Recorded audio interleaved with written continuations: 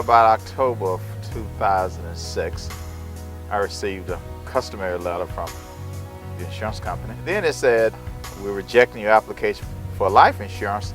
See enclosed laboratory report. And the second page says abnormal PSA, probability of malignancy. I had a biopsy, December 11, 2006.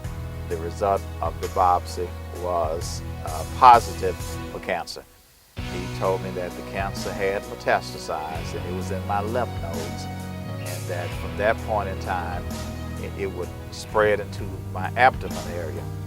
My wife asked him, said, well, what does that mean in terms of life expectancy? He said, perhaps 2 years.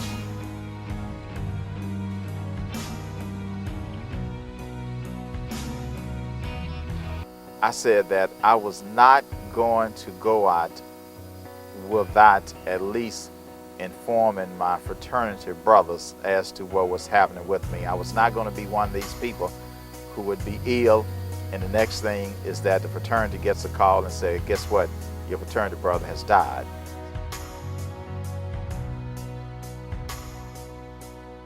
The lymph nodes that were removed did not show any cancer. Actually, on the left side, and this is not an uncommon thing, is that we only can remove what's there. When Dr. Bennett said that my lymph nodes tested negative for malignancy, I didn't hear him. You know, in other words, he said it, but I didn't hear him.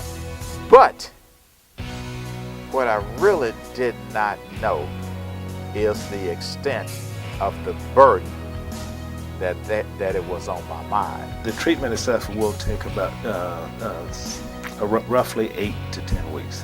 The first 6 to 8 weeks being that of external radiation, and then the next treatment to follow that will be the actual implantation of the radioactive seeds inside of the prostate gland.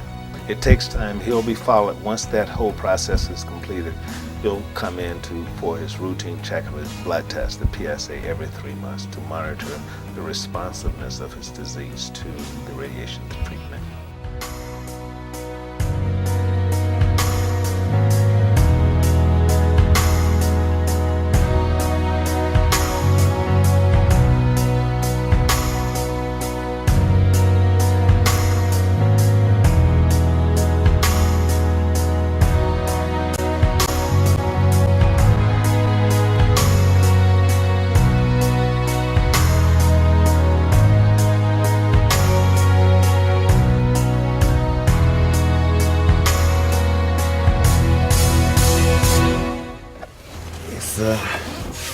A couple of days before Christmas,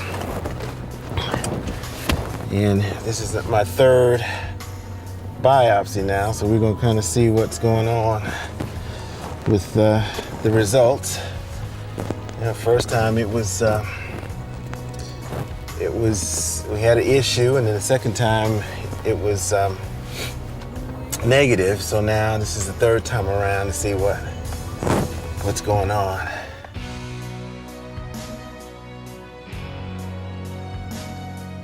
This particular pathologist who read this is Dr. Epstein, okay? And he is regarded as one of the country's leading pathologists. In other words, when other pathologists have a question, he's the person that they send the information to confirm or to dispel the diagnosis. So we have a confirmation with a second opinion that he definitely has prostate cancer.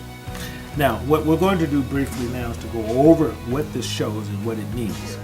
It's kind of ironic, as I keep saying and thinking about the fact that I've been following round for round for 2 years or so and gone through his journey, and now I have one of my own that will start shortly. Still hard. I don't think it really has registered. I mean, you know, the fact that I have prostate cancer is kind of deep.